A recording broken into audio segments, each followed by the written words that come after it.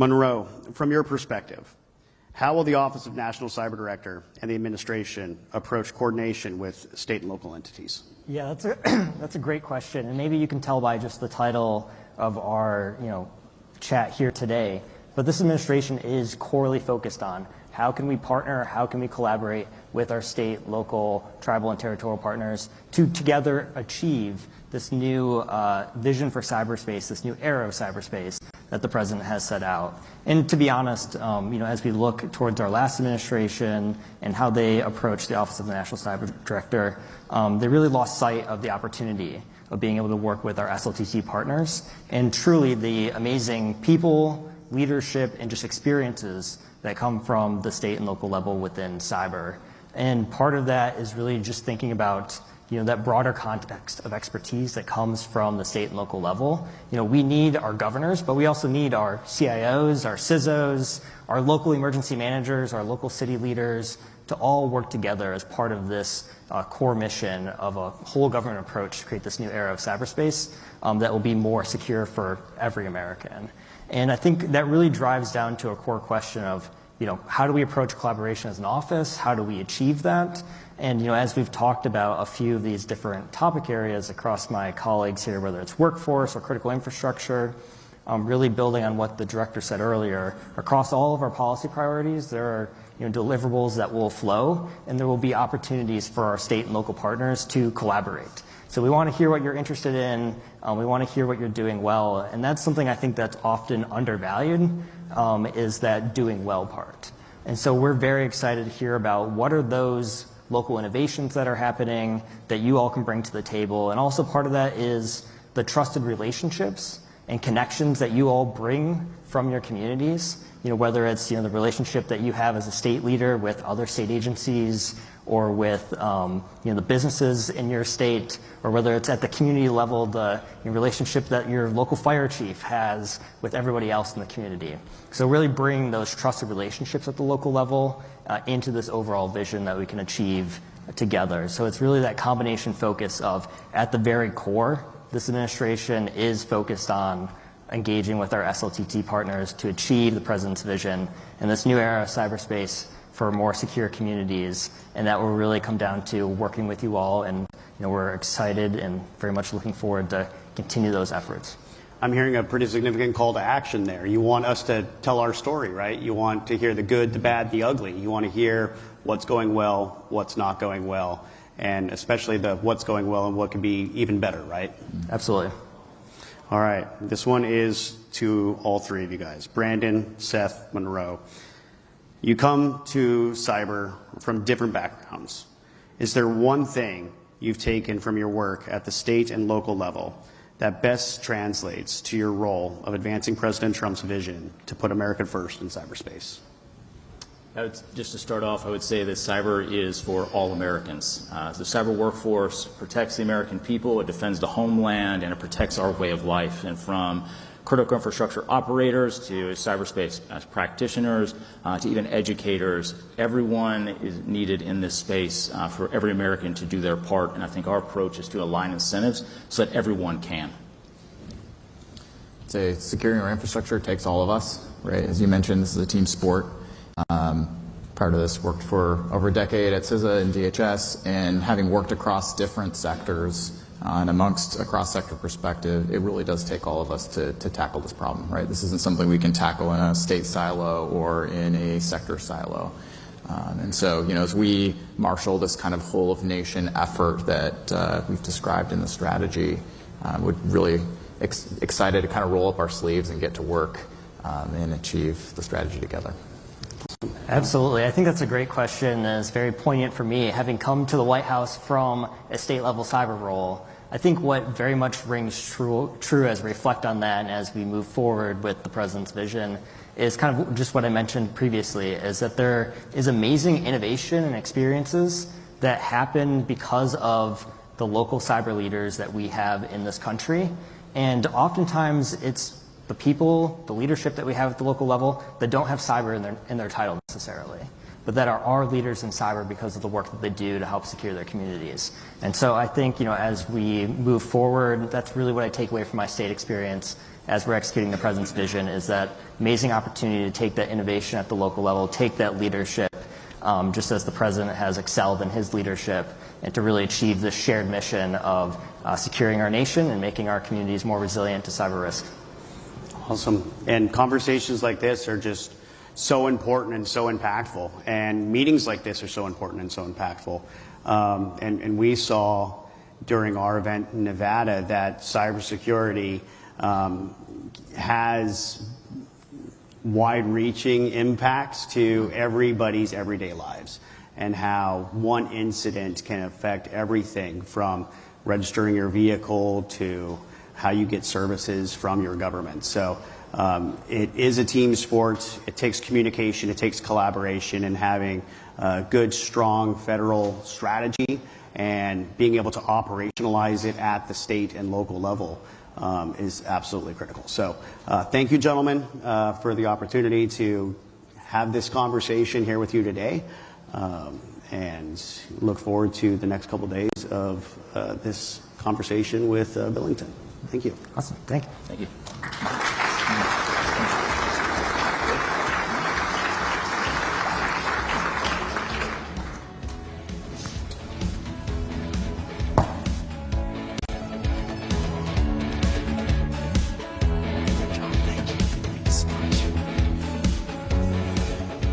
Well, thank you very much to the moderator and the ONCD panelists, especially Monroe Molesky for his expert coordination of the White House's senior team engagement. Sandy Newar, to my right, is our program advisor who has been with us over 9 years, is here with me, and I'm really pleased that she will be walking you through the program over the next 2 days as your MC. So, Sandy. Thanks, Tom. It's nice to see you all, and we are excited to offer you 2 more full, exciting days of programming here at the 3rd Annual Billington State and Local Summit. And first off, tomorrow kicks off at 9 a.m. with a fireside on CISA's perspective with the new acting director of CISA, Nick Anderson, whose fireside will be given under Chatham House rule. You will also be hearing from the CISOs of multiple states, cities, and counties, and be able to choose from 3 different breakout sessions later tomorrow morning on topics like AI and the supply chain. During lunch, be sure to check out a series of Chatham House Rule luncheon table discussions. We round out the afternoon with conversations with top officials from Texas, New York, Maine, Arizona, and Kansas, then end the day with another all-attendee reception in the exhibit hall. We'll have then on Wednesday another full day of sessions, so we look forward to seeing you then as well. Reminder that all session information updates are available in the Hoover app. And now we invite you to continue these conversations in the exhibit hall with our first all-attendee reception. We are co-hosting that with GovRamp, and the sponsor is Cisco. So all attendees from both the State and Local Summit and the GovRamp Symposium are invited to attend. We hope you take advantage of this first of many. We'll step away here to hear from President Trump as he meets with House Republicans for their annual caucus retreat at the President's Resort in Doral, Florida. This is live coverage on C-SPAN. Thank you all so much. Have a seat for just a moment. It is so good to be here again at Doral, President Trump's amazing property. How about a round of applause for this incredible venue? And the Congressional Institute, we're so grateful for bringing us all together as they have done for many years now. This is the best time to be together. It's the best place to be together. We have so much to celebrate. When we were here just last year, we were talking about being on the edge, on the verge of the dawn of a new golden era in America. And my friends, that is exactly what we are in the middle of now, the new golden era, new golden age. And that's because when voters gave us this mandate in the election of 2024, they wanted us to fix everything. As you know, every metric of public policy was an absolute disaster. And they gave the president of the United States, this president, 75 million popular votes. He won the Electoral College decisively, and along the way, and in large part because of his coattails, we had the largest popular vote ever in history for House Republicans, almost 75 million votes. That's right.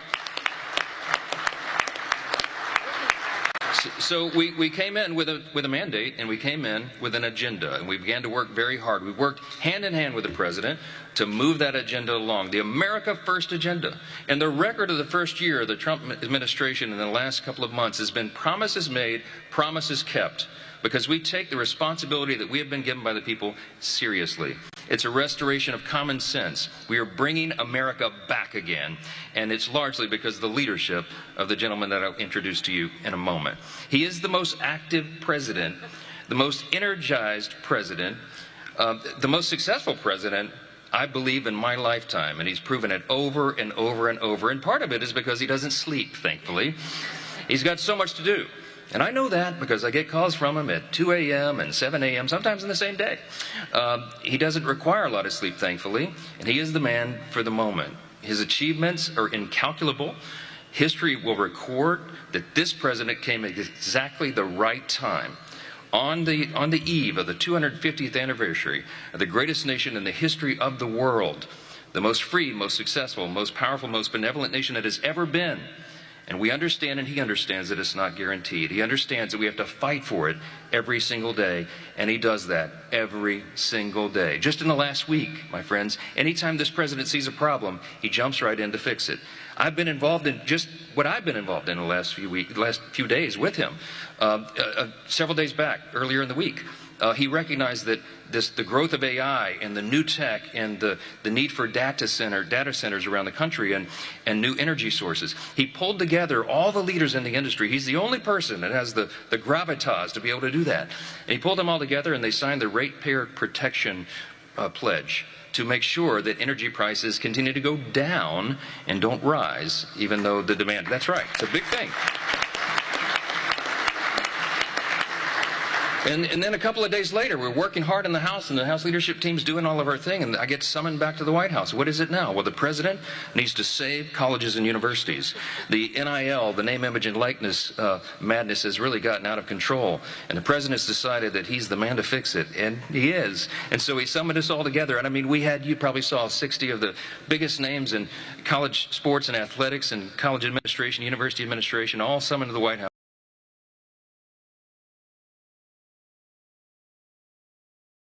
for a productive meeting to get the SCORE Act and our solutions done and finished up. A few days later, I turn on the TV. You know, I'm trying to rest a little bit. The president doesn't. Why? Because now he's back down here in South Florida, and he has brought together and created the New Hemisphere initiative to take out narco-terrorists and secure the hemisphere. This security for the Americas. It's a new initiative he alone has conceived. This president never stops. There's so much to fix. We have the right man for this hour. History will record one of the most consequential presidencies in the history of this extraordinary country.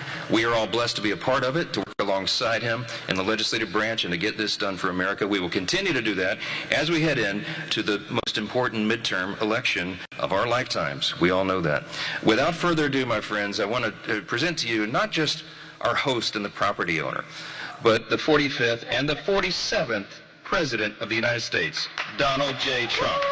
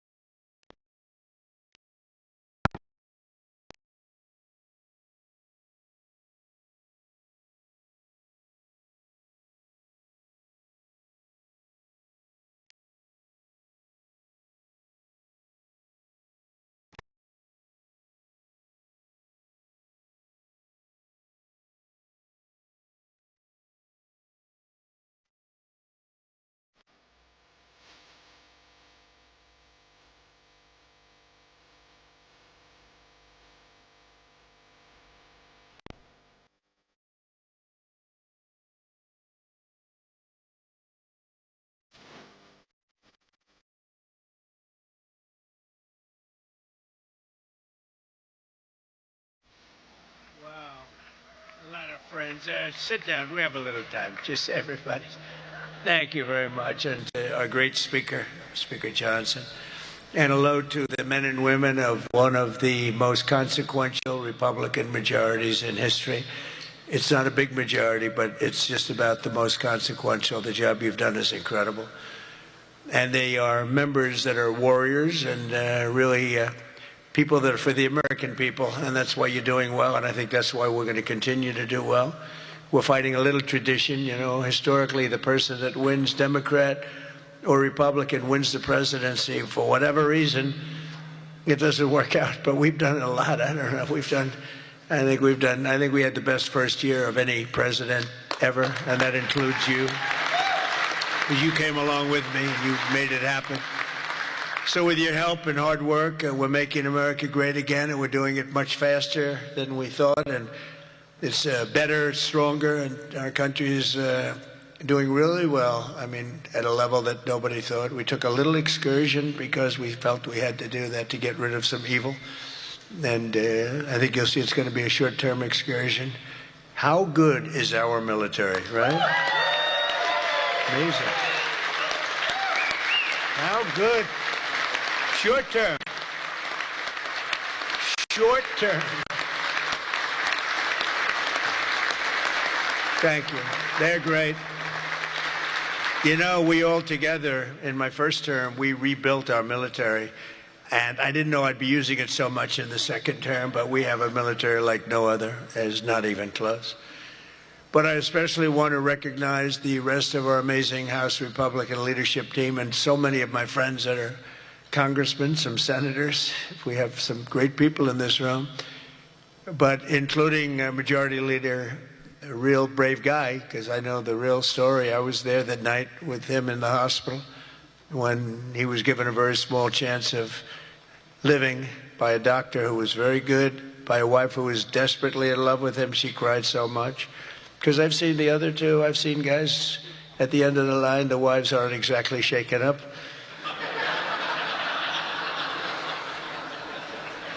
When they don't cry, when they have no tears or any sign of tears, this is not a good sign of a great marriage. But he must have a great marriage, because she was just devastated. She was going to lose her guy. But it worked out that the doctor said more blood was put into him than he's ever seen. He was in big trouble. I looked at him that night and I said goodbye to him, but he made it. He was brave, and look at the way he fought back from so many different things. Steve Scalise.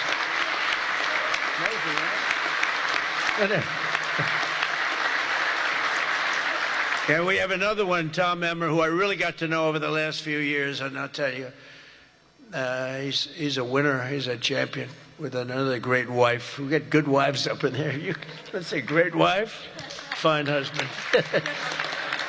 But Tom is just a real champion and a winner, and you have a problem, you go to him, he gets it solved. So thank you very much, Tom. Great job. You've done a great job. And our conference chairwoman is Lisa McLean, and we all know Lisa. Don't get on her wrong side. It can be a very, very bad experience. Thank you. Great job, Lisa. Great job. And a very special thanks. You know, you broke a record. This is over 20 million. This is it's the biggest of these type of events that there's ever been, by a lot. You know, you didn't just break it, you broke it by a lot. So I want to congratulate you. But there's just great spirit. The Republican Party has fantastic spirit. The level, I don't think, has been seen before. I really don't. We have to get a couple of people on board, which, you know, at least one case is virtually impossible. I wonder who that might be. A sick person. But I want to say a very special thanks to everyone at the Congressional Institute for helping organize this event. This has been amazing.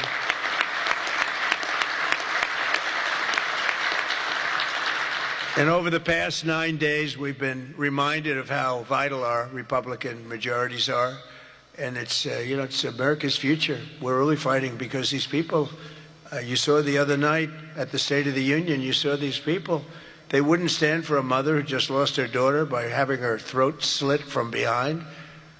They wouldn't stand for a helicopter pilot who just got the Congressional Medal of Honor for landing safely in Venezuela, a helicopter with a lot of soldiers on that helicopter, and he was able to land it safely, and his leg was practically ripped off.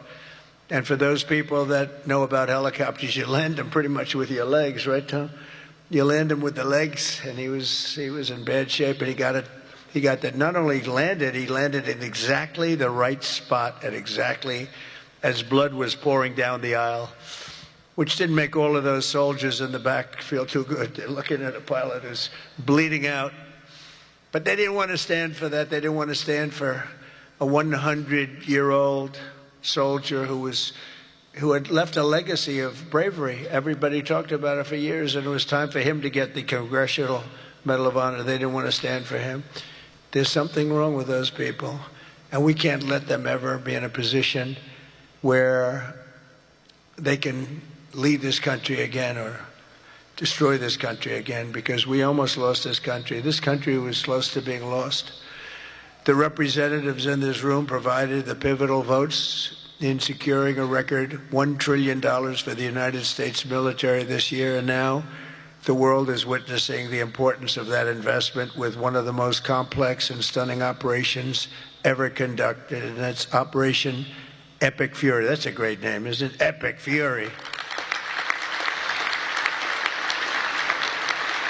That's even better than Midnight Hammer, which was pretty good too, right? That was where we knocked out their nuclear potential. That was a big day, because if we didn't do that, they would have had a nuclear weapon within 2 weeks. And I think we'd be in a lot different situation. And then you had, of course, what they did in Venezuela, how that was just so far so good. We've done a real job. We've got all good ones. If you go back and you look at Afghanistan with Biden, one of the worst, I think the most embarrassing moment in the history of our country. If you look at what happened with Jimmy Carter, also with Iran, but if you look at what happened with the helicopters and the hostages, it cost them the election. It was what a mess. The world respects us right now more than they have ever respected us before. Believe that. And because of Republicans, you people in Congress, the United States has by far the strongest and most powerful military on the face of the earth. We're the strongest military anywhere on the earth, and now everybody understands it. Together with our Israeli partners, we're crushing the enemy in an overwhelming display of technical skill and military force. Iran's drone and missile capability is being utterly demolished. The Navy is gone. It's all lying at the bottom of the ocean. 46 ships. Can you believe it? In fact, I got a little upset with our people. I said, what quality of ship? Excellent, sir. Top of the line. I said, why did we just capture the ship? We could have used it. Why did we sink them? They said, it's more fun to sink them. I said, they like sinking them better. They say it's safer to sink them. I guess it's probably true. But think of it, we knocked out 46, it actually took 3.5 days. Their terrorist leaders are gone. We're counting down the minutes until they will be gone. Think of it, we had leaders and they're gone. Then we had new leaders and they're gone. And now nobody has any idea who the people are that are going to be the head of the country, and will not relent until the enemy is totally and decisively defeated.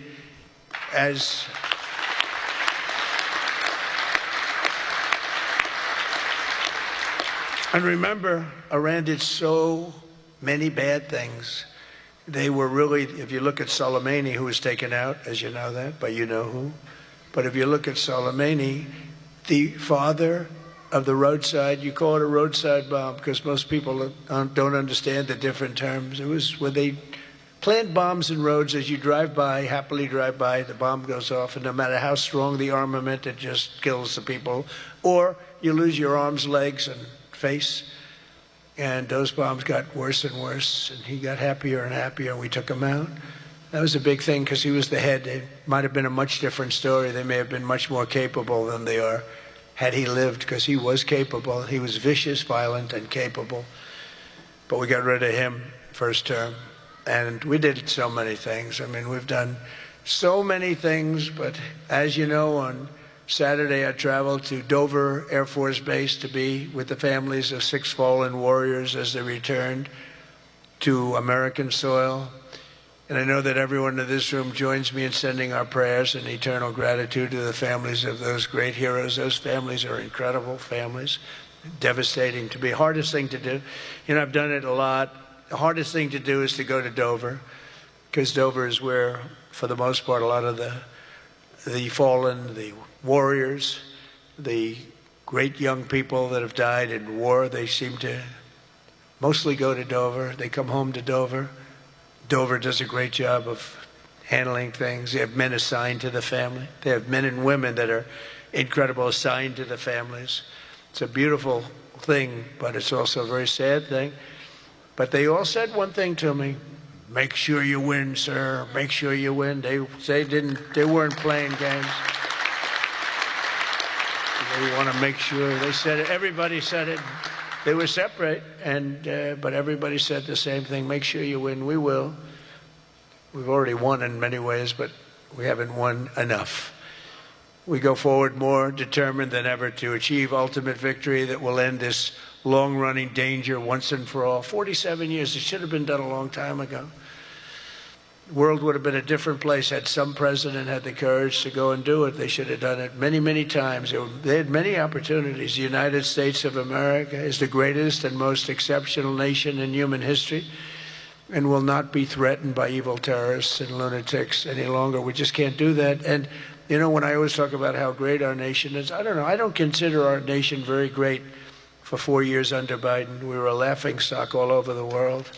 We were a laughingstock. So, you know, I say great, great, great, but I don't know. When you look at what happened with so many different things, the open border, 25 million people, many of them very bad people pouring into our country with open borders that just said, come on in, makes no difference. They emptied their jails into our country. 11,888 murders, 50% of which murdered more than one person. The drug dealers came in.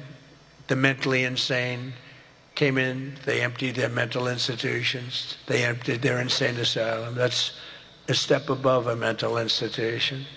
They emptied them all right into our country. And we've done a great job of doing what we've done. Think of it. We have the lowest crime rate that we've ever had. We have the lowest murder rate in 125 years, and we're saddled with all of the problems of the criminals that were let in. You know, look, they're smart people. I know the people that run those countries, every one of them, and they're all streetwise, very smart, and I would do exactly the same thing. They emptied their jails into our country. I said that was going to happen when I heard that they were having open borders. I didn't believe that they were going to happen. When I realized that they actually were going to have open borders, they said, we're going to have every person in jail. We're going to have every drug dealer. We're going to have all these countries all over the world. The Congo, they emptied their jails all the way from the Congo to all parts of South America, Asia. They sent in their people in jail, murderers. Some of the worst people on earth got sent into our country. And I'll tell you what, ICE is unbelievable, what they have to put up with and how tough they have to be. That goes for Border Patrol, and it goes for law enforcement, our law enforcement people. But sadly, even as our service members are fighting bravely to protect America abroad, the Democrat minority in Congress is deliberately sabotaging our national security at home. And you're going through it right now, fellas. I mean, you're going through, it's not even believable. You know, we should be very safe right now, especially when we're attacking somebody that's evil, bad intention. But last week, 53 House Democrats voted against a resolution affirming that Iran remains the world's #1 state sponsor of terror. Who the hell would do that? I mean, almost every act, whether it's Hamas or Hezbollah, no matter what, you take a look, it's Iran or Iran-sponsored. And even more outrageously, as we speak, Democrats have shut down the Department of Homeland Security. They've got it shut down. Do you believe it? Right now.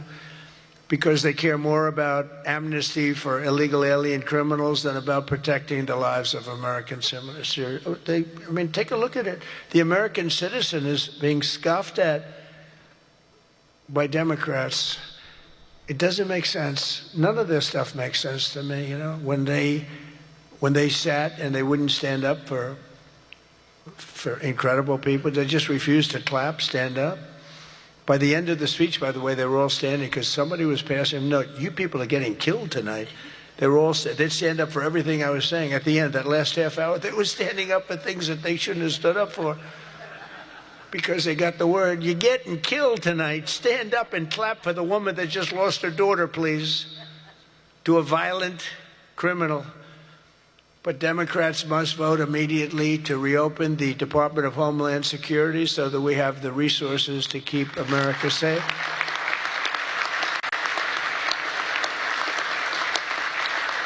And under our pro-America, pro-worker, pro-family agenda, our country is winning again and America is respected again. And I think we have a country that's as hot as it's ever been, ever before, maybe hotter. And I say it all the time. The king of Saudi Arabia said it to me better than anybody could say it. He said, you know, I get along with him very well, very smart person.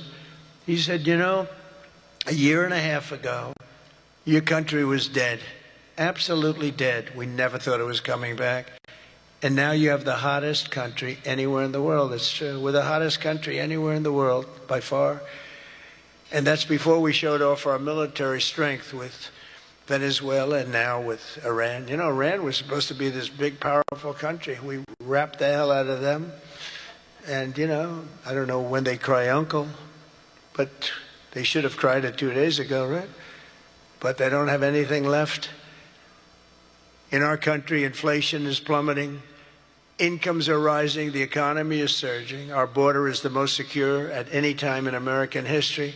And the murder rate is the lowest in 125 years. That's before my father was born. My father was born 6 years later than that. I don't know if he'd like me to say that. Never liked to talk about his age. He said, don't talk about that. But think about 125 years ago, 1900, the year 1900. The stock market has set 53 all-time record highs since the election. And it's going to go a lot higher as soon as we get rid of this stuff that we're doing right now, that we really had no choice. I mean, I think I asked people, I said, would you rather do this or would you rather go along nice and smoothly, but eventually have a catastrophe the likes of which perhaps the world has never seen? And just about everybody says, except for lunatics, said, no, you had to get it done.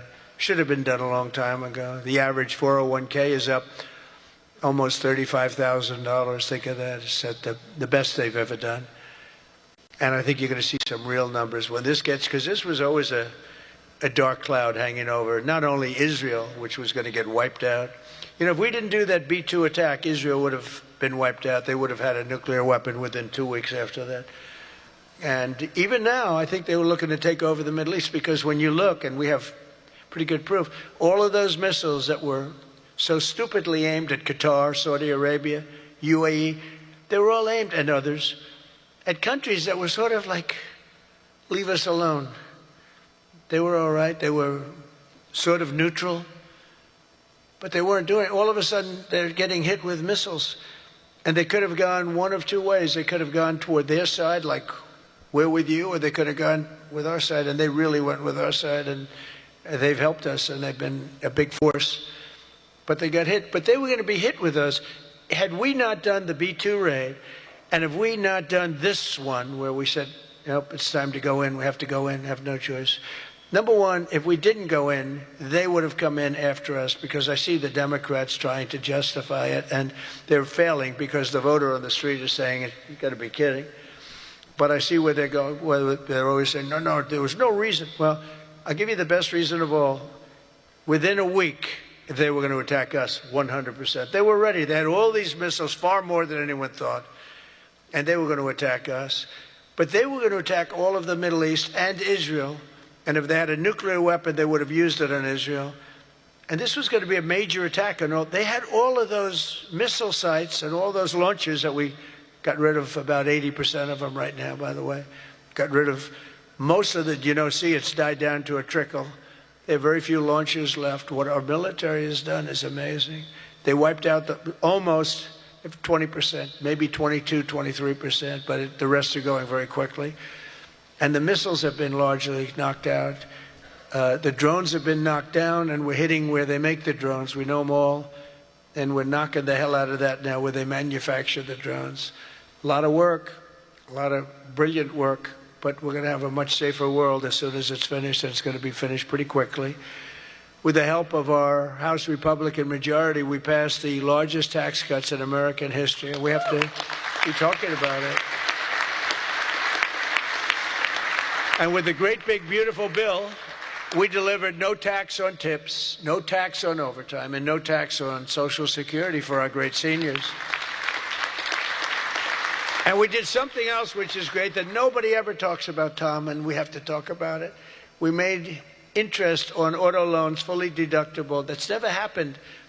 We've never had that. You know, rich people always get deductions, but middle-income people, people that have to struggle a little bit, never did. But now they can deduct the interest paid against their taxes. It's we have one little proviso, and I put this on, it's very important, only if the car is made in America. All right? That's going to have a huge impact. That's going to have a huge impact. We passed the Trump accounts to give every child in America a head start on the American dream, and that's so good. It was, I'll tell you, the Dell family, Dell computer, put up $6.25 billion. Think of it. Started with very little, nothing, very little. Started making computers on his bed, and he said, yeah, people started liking them better than the ones from the store. And he never stopped. And he can write a check for $6.25 billion. He said, and his incredible wife, Susan, they said that's the best thing they've ever done. He's so proud. He's going to do it again. Going to do more. And we have a lot of other people. A lot of very rich people are doing it. A lot of people that aren't so rich are doing it. They're doing it for their kids, but it's turning out. So a young child turns 18 or 21, and all of a sudden they have $100,000 in the bank. What a difference that is between having that and having nothing. And it could be more than that. It could be a lot more depending on what happens with the world. And we passed 100% expensing and bonus depreciation on all new equipment, factory construction and investments, and that's what made our first term. We had the greatest economy in the history of our country in the first term. And this one's going to blow it away. Again, we had a little pause, but it's not a very big pause. With your help, we also passed the largest regulation cuts in American history, ending the Green New Scam, one of the greatest scams in history, and massively increasing production of American oil, natural gas, and clean, beautiful coal. We brought coal back. You're not allowed to say coal without clean, beautiful. Got to be clean, beautiful. China uses coal. They're building about 65 massive coal plants right now. But China, great respect for China, but, you know, they make all the windmills, right? The only thing they don't do is use the windmills. They make them. But try finding wind farms in China. There aren't too many of them. In my State of the Union address, I laid out an ambitious agenda that should be our roadmap this year, and it's starting with lowering the cost of living. You know, they gave us a mess. We inherited a mess, an absolute mess. And the mess was many things. They were bad with our military. They were bad with everything. I mean, I said, name one thing that they did right. They can't name one thing. But they also gave us very high prices. And then they said the word affordability. That's the first time I ever heard it. They said affordability. My first day in office, they said affordability. They're the ones that caused the problem, but we're really bringing down prices big. Do you notice you don't hear that word anymore, Mike? They don't say it anymore because we've brought down prices so much. So our message is simple. Democrats created the high prices, and our policies are totally ending them, and they're ended, and we're doing better. We're even bringing them down further. They'll be way down, and we're bringing, you know, if you go back into the last period, I would say, I think it's 2.5 months, 1.7% inflation. 3 months, 1.45% inflation. Think of that. Whereas they had the highest inflation in the history, the single highest inflation in the history of our country. Now, you know, I always say this. They say 48 years because I don't want the fake news to get me on this. They say it wasn't history, it was 48 years. that the inflation was the highest in 48 years. But I don't know, in some ways 48 years sounds even worse because it's very specific. Yeah. But they had the highest inflation probably in history, but in 48 years, we inherited that. One of the first targets must be the crushing health care. We have to crush and take over the healthcare situation, which we can do. For the first time, we can do it since the passage of the Unaffordable Care Act. Big insurance companies have gotten rich. They've made money like practically no other companies have made, with our government giving them hundreds of billions of dollars, and their stock prices soaring to up to 1,700%, 1,000%, 1,200%, 1,600%, and even 1,700%. The government gave them essentially trillions of dollars. And I want that money to be paid to the person, not to the insurance company, and let them go out and buy their own health care. And people love it. People love it. You'll get better health care at a much lower cost, and they'll be sort of part of the system.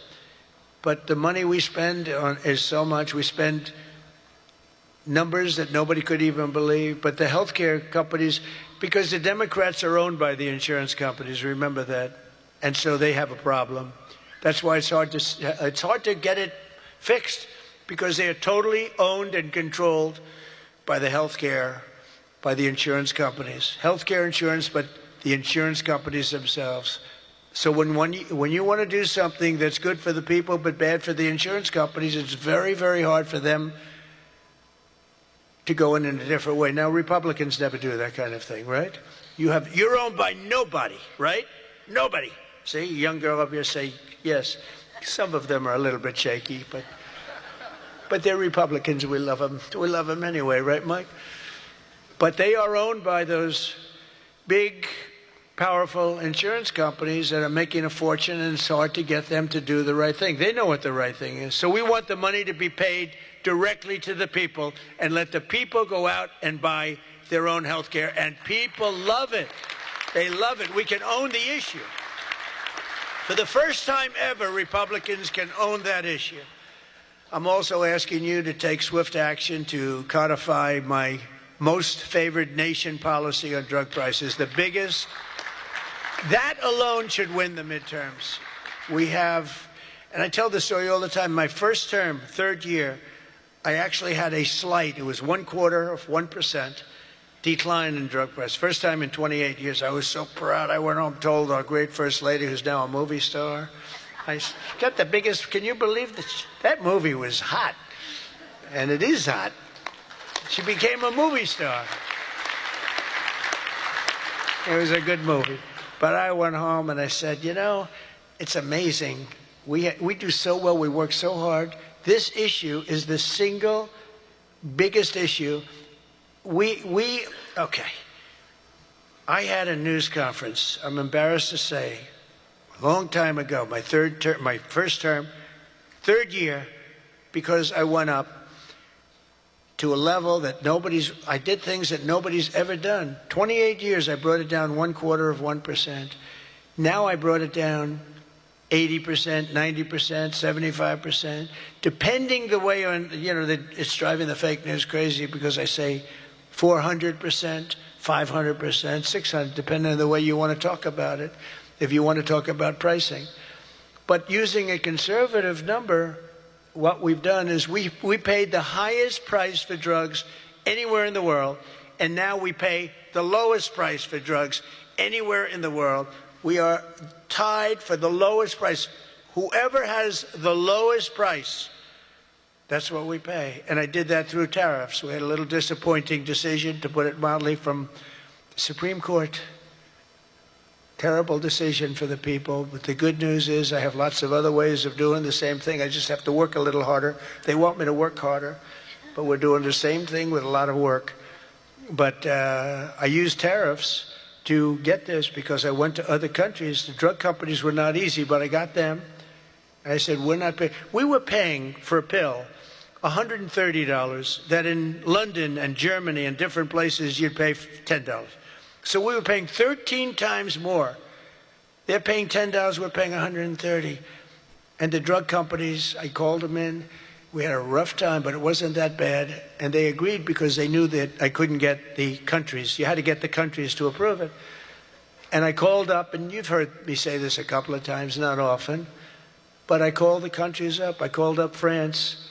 I said, Emmanuel, you have to cut your good friends from America a reasonable deal. What's happening is you are paying a tiny fraction for drugs. No, Donald, I cannot do anything about that. I said, you can. He said, no, I will not do it. I will not do it. Because he'd have to raise his pill from $10 to $20 and maybe even $30.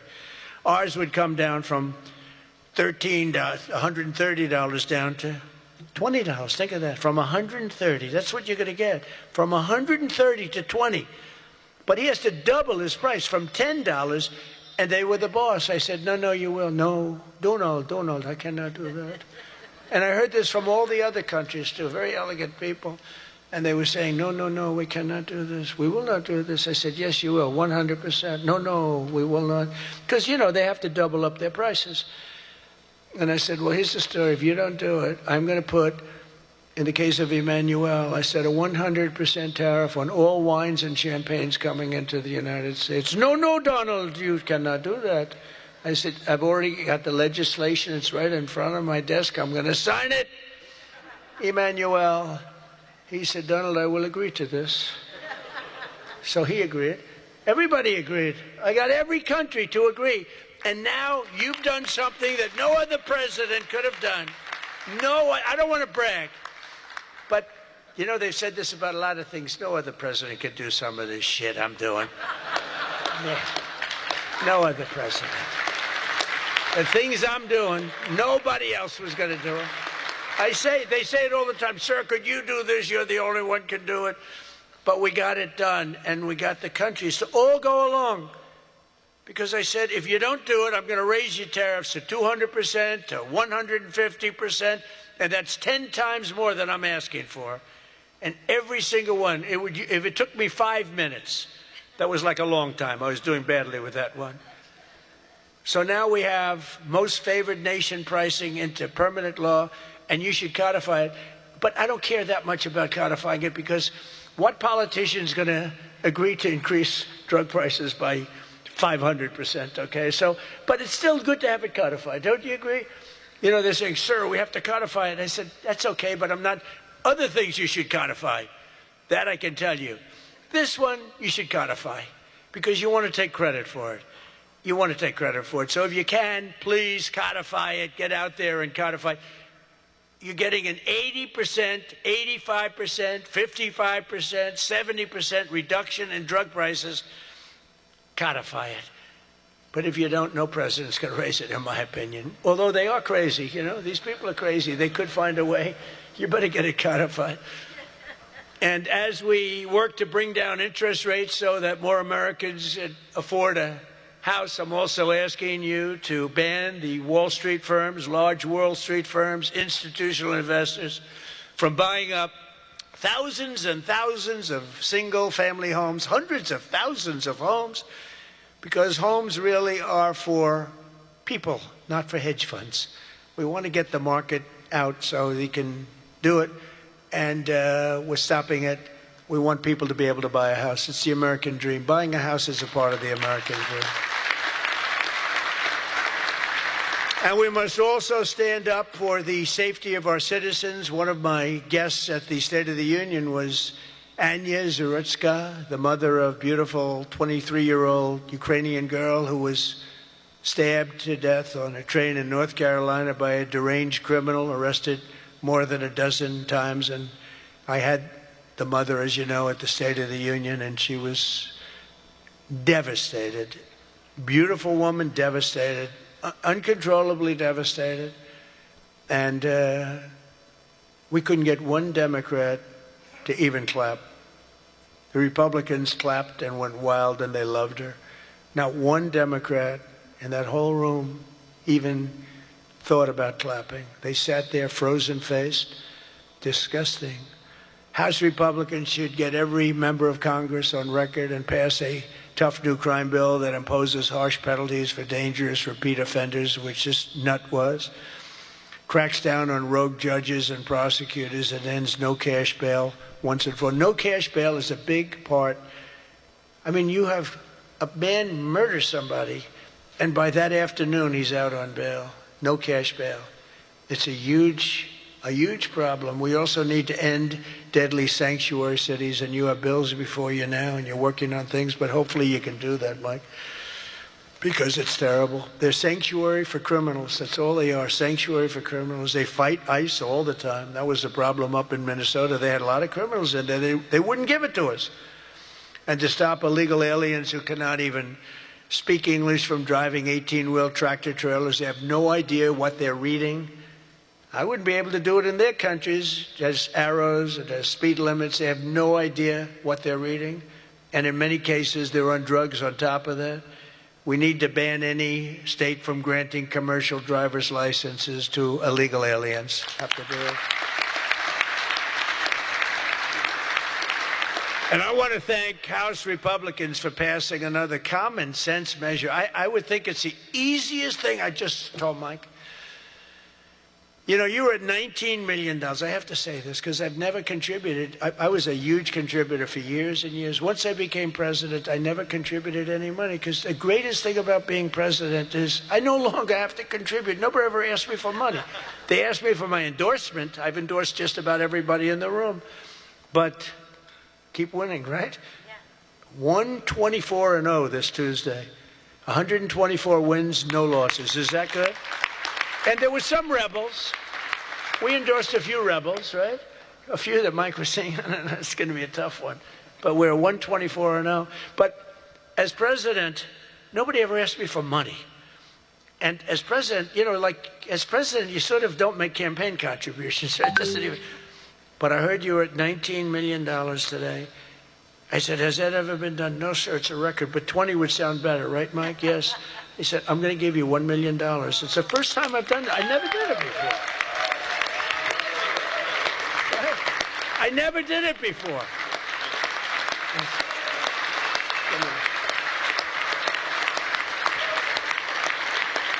I never did it before. Now I'll be hit up by every political group, every Republican running. Sir, can I have some? Give me a little cash. I'll have Emmer come up to me and say, how about a little cash for my campaign? I will no longer have the excuse that as president. Anyway, no, but we had to hit the 20, right? We had to hit the 20. That was a hell of a thing. You beat it by a lot. You beat the record, the previous record by a lot. But I want to thank House Republicans for passing another common sense measure. To me, the easiest of all, the Save America Act to protect our sacred American.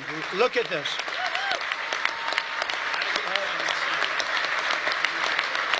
Look.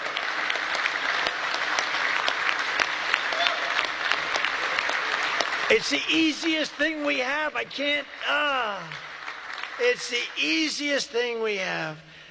Now, the problem is you call it the SAVE Act, and nobody knew what the hell the SAVE Act. Have you been seeing, I've been working overtime the last month. It's called the, capital the Save America Act. And I saw Schumer yesterday, we will stop Save America. He's getting killed. They can't do it. And then the things within the Save America are so good. But just the title. So we had that with MAGA.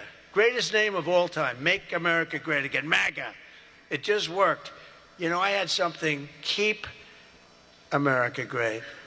It was good, but it didn't have that MAGA. You know, there was nothing you could see. I had CAG. And CAG, I said, you know, no longer, that's not good. But MAGA is great, and we'll always respect MAGA. We love MAGA. We're never going to let you down with MAGA. But this one's even better if you think about it. This says, America. We're going to save America. The Save America. How can they fight us? The Save America Act. And I've watched them. I watched Schumer, who's horrible. What a horrible politician. He is now a Palestinian officially. He is registered as a Palestinian. He's taken the biggest turn of any human being I've ever seen. He's gone from totally pro-Israel to totally pro-Palestinian. He wants to protect the Iranian people that are quite nasty. But it's very simple. All voters must show the act. Voter ID. Ready? This is not complicated.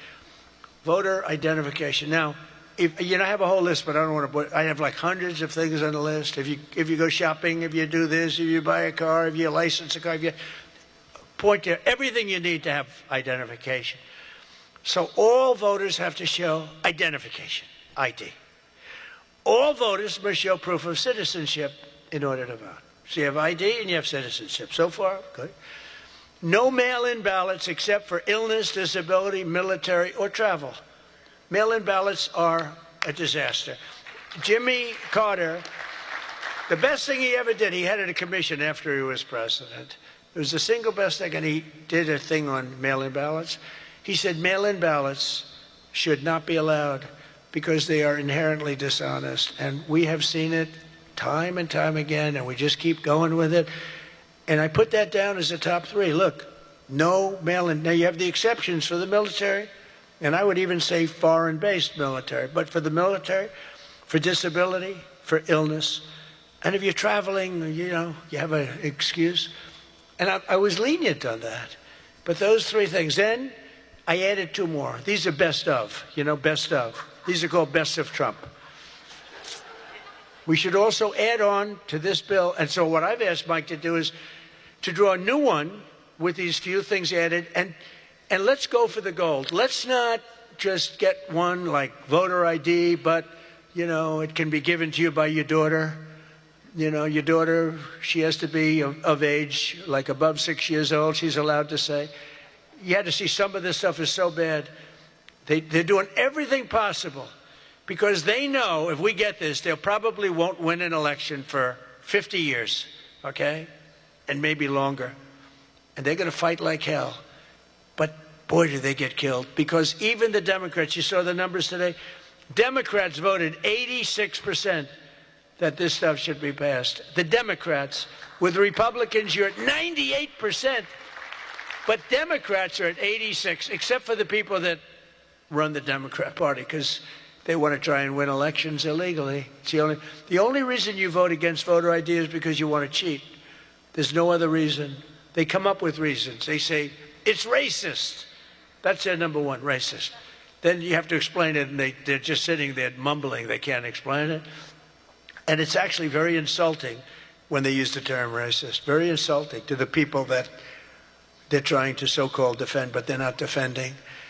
Then I wanted to add 2 more to it because they're, I say 95%, maybe 100%. No men in women's sports, very simple. Add that in. And I wanted to add in one other, I'm not even adding in no open borders because, there's some people that like open borders. These people are crazy, but that's okay. Because I want 5 things that are like close to 100%. No transgender mutilation surgery for our children. You can't have transgender for our children. So those 5 things. 5 things. Voter ID, citizenship, mail-in ballots, no mail-in ballots. Right? We don't want men playing in women's sports. That's got to be about close to 100%. We don't want men playing in women's sports and no transgender mutilation of our children. Now, that should be the easiest thing to get past that you've ever had. Each one, it's best of Trump. Those are best of Trump. I have some that are very popular, but I wouldn't put them in that category. This is the number 1 priority. It should be for the House. And I'd like to ask Tom, Steve, Mike, all of you, if you would, I'd like to have you go back and Lisa, hello, darling. She was screaming her affirmation of what I said. The kid went wild. She was so happy that somebody finally said, let's vote on this. Lisa, you're going to get it done. Okay, I'm going to count on you. Forget the men up here. I'm going to count. Deal.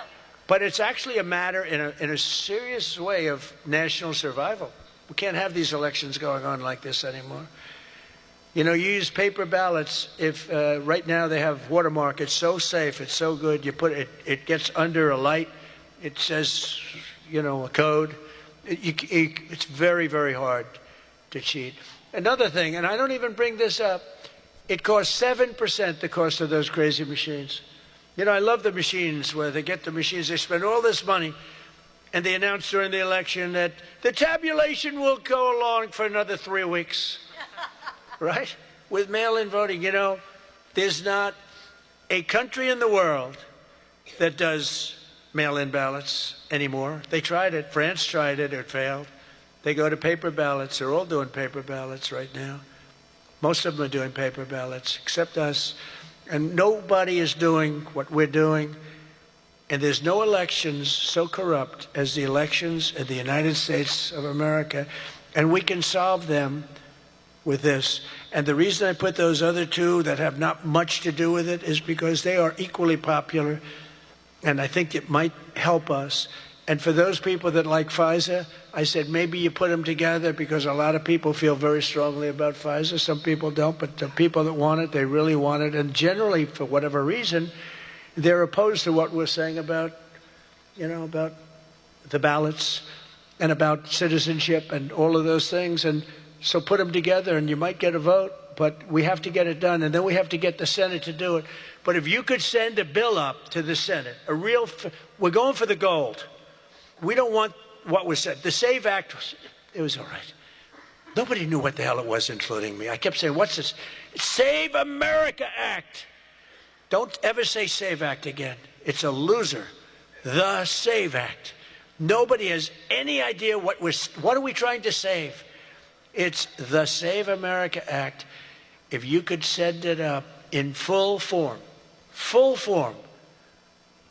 meaning just straight, we will, I think the Senate has to approve it. I really do. I think, and they're going to have to go to the filibuster, and maybe it's going to be the talking filibuster like the old days, the great Jimmy Stewart, right? Remember the great movie, Jimmy Stewart? But they have to get it done, because if we don't get this done, if it takes you 6 months, I'm for not approving anything. I don't think we should approve anything until this is approved. And they can't win politically. Look, you have them in a corner, and they're listening to every word I'm saying, and it doesn't matter, because they can't win it politically. Because when they say, we don't want voter identification, we don't want proof of citizenship, all these things are just losers for them. And they won't be able to withstand it. Just like at the State of the Union, they started clapping at the end. I said that. And the reason, because politically, you have to stand for these great people that were being. And the word came out from people watching it on television, you guys are getting killed. And this is an even bigger example. So if I could ask the people in this room to go for the gold. We're going for the gold. We're not going for the bronze. We're not going to sign a watered-down version like has been sent up there. Let's go for the gold, and let's just not accept anything else. I'll tell you what, I'm willing to just sort of say I'm not going to sign anything until this is approved. I really am. That's how bad it is. And we're going to have to push the Senate, because you have 4 or 5 senators that are, I don't know, 4 or 5 Republican senators. You'll have to explain them to me, but we're not going to get into that. But we're going to push them to get it done, because I don't think you can politically exist if you're not going to do voter ID and these things. I don't think the people in this country will stand for it. So I'm making my biggest plea tonight. It'll make you, and I'm not doing it for this reason at all, it'll guarantee the midterms. It'll guarantee the midterms. If you don't get it, big trouble, my opinion. If you get this, your midterms, and they know it. For 2 reasons. Number one, they won't be able to cheat. And number 2, the people are demanding it. Every time I go out, Save America, sir, Save America Act. We want the Save America Act, sir. That's all they talk about. They don't talk about housing. They don't talk about anything. That's what they talk about. And if you send it up there, you're going to win the midterms at levels that you can't even believe. And you're going to win every election for a long time until somebody screws things up, and hopefully that won't happen. But I've never been more confident that if we keep these promises and deliver on this popular agenda, the American people will stand with us in overwhelming numbers, just as they did in 2024. I heard Mike say it's actually 78 million votes, but it was actually 86. You know, they cheated like hell, but it was too big to rig. Remember? I won 3 times. First time was great. Second time, they cheated like hell. It was COVID. And their cheating was at an inspirational level. We can't let that ever happen again. And then they cheated again in the last election, but I went up. The term I used most was too big to rig. You got to go out. Don't believe, because we had polls having us way up. I said, don't believe the polls. Go out and vote. Make it too big to rig. And that's what happened. A couple of races they cheated on. They got away with it. A couple of Senate races, my opinion. But we have to make it too big to rig, and that's what we did.